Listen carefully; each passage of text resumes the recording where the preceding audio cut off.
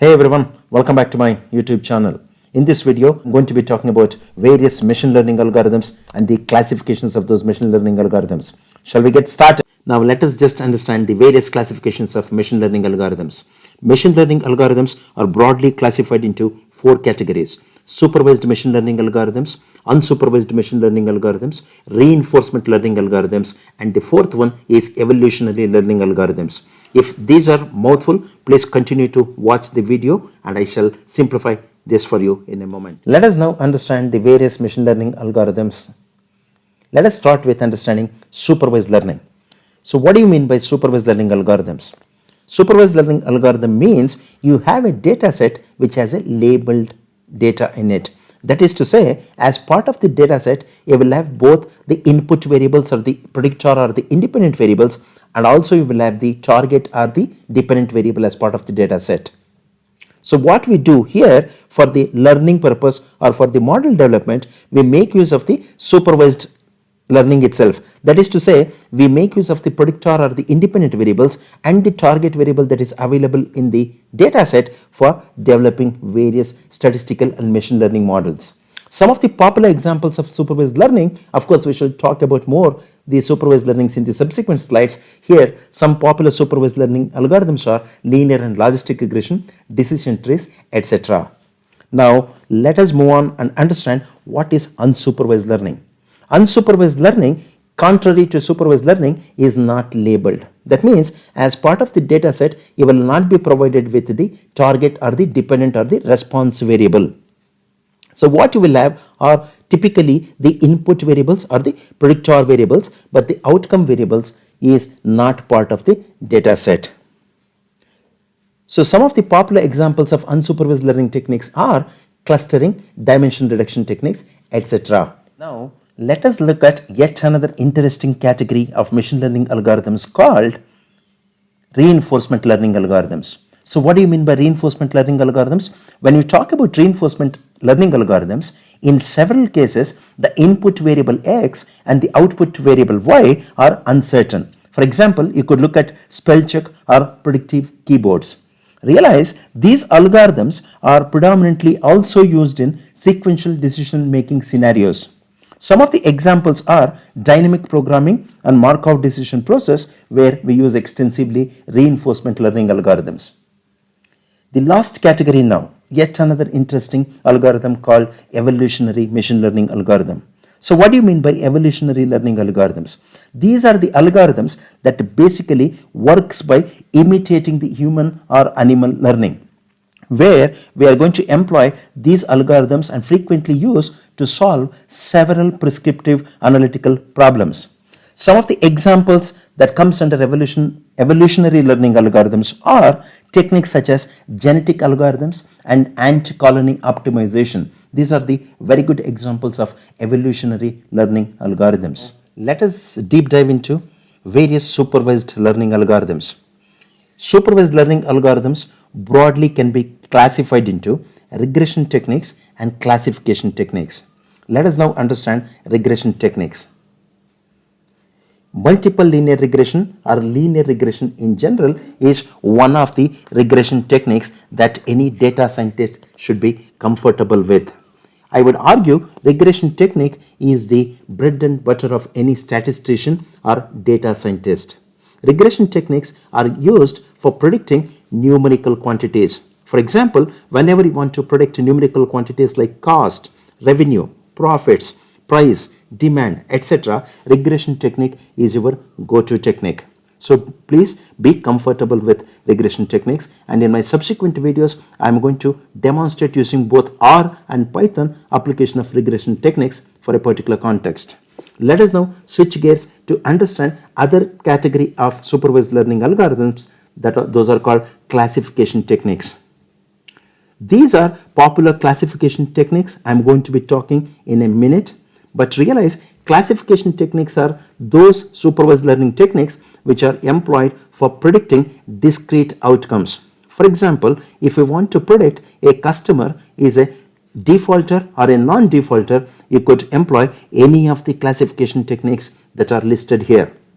Now, let us understand what are the various classification techniques under supervised learning algorithms.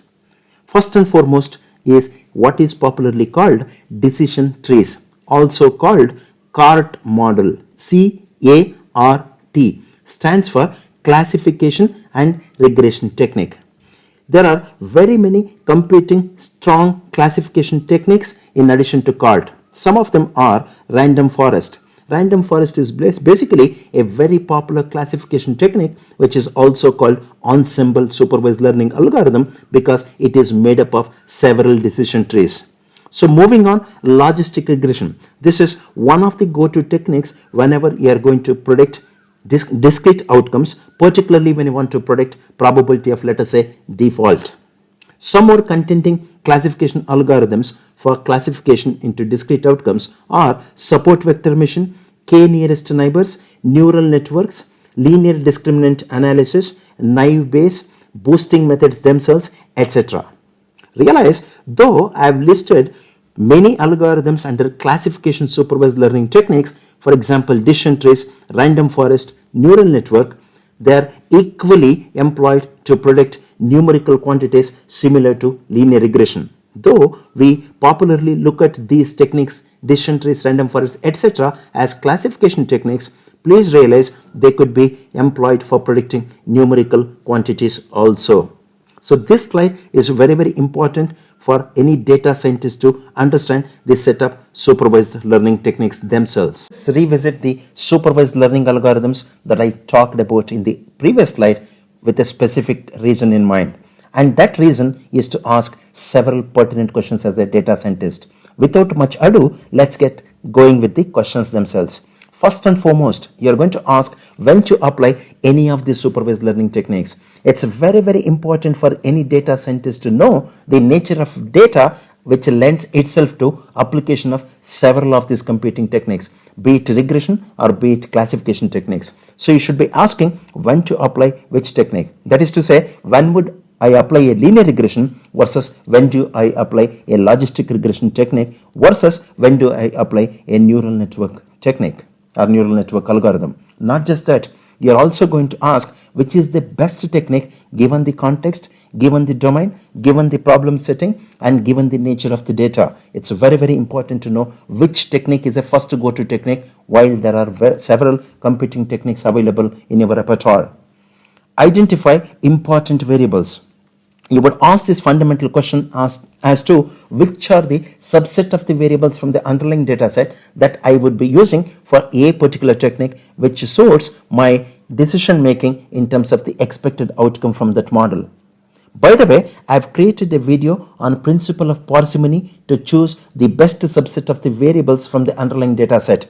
If you have not watched my video on principle of parsimony, please click the I button and watch that video. I would say it's a must watch because I've provided wealth of information in terms of approach to principle of parsimony and parsimonious model development.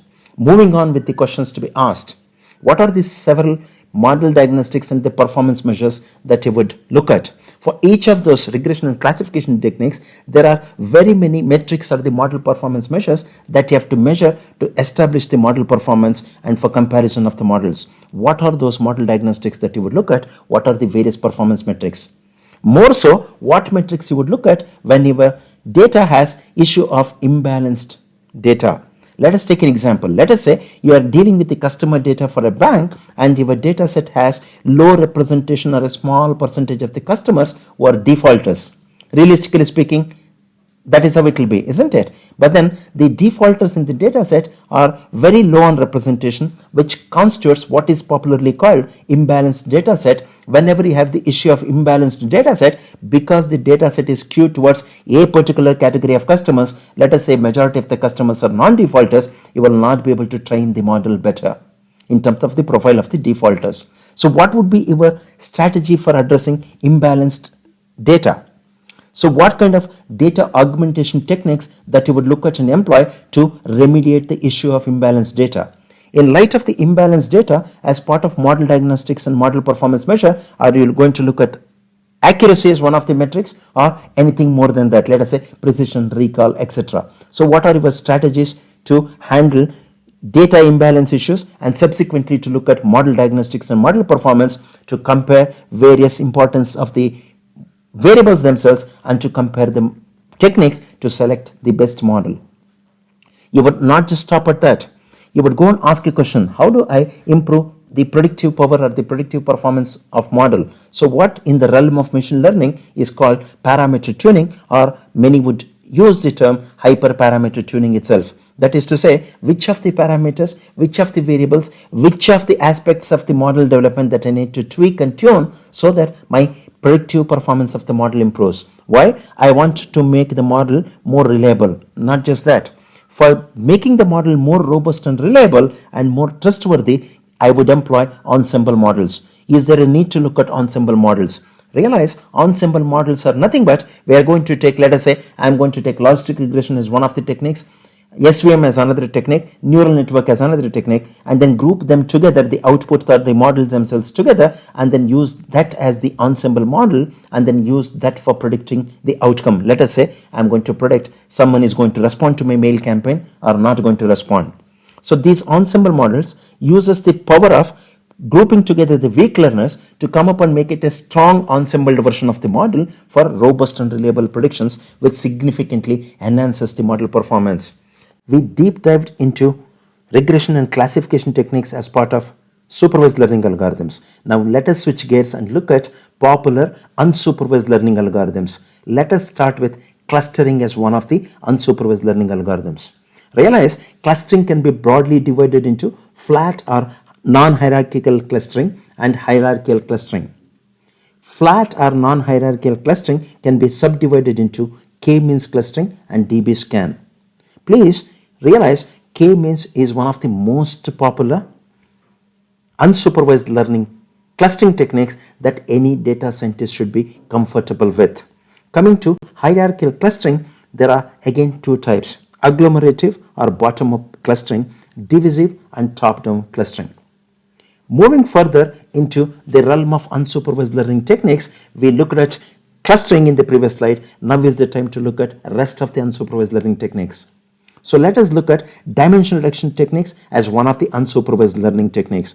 Other unsupervised learning techniques are association rules and density estimates. Coming back to dimension reduction techniques, dimension reduction can be further subdivided into principal component analysis and factor analysis. These are two of the most important, very elegant dimension reduction techniques. Again, any data scientist must be good at in order to remediate the issue of multicollinearity in a data set. Particularly when you are going to use regression, one of the critical assumptions of regression is that there should not be any multicollinearity among the predictors in the data set.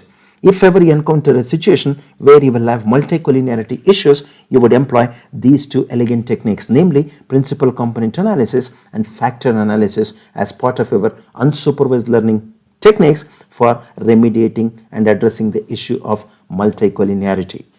With this, I have come to end of this video. I hope you found this video useful. Thanks for watching. Please leave a like and share with your friends and network. Please subscribe if you have not already subscribed to my YouTube channel, Data Science Galaxy, and of course, hit the bell icon for notifications whenever we release a video. This is Manjunath signing off. I'll talk to you in my next video. Bye-bye. Happy learning and happy data analysis.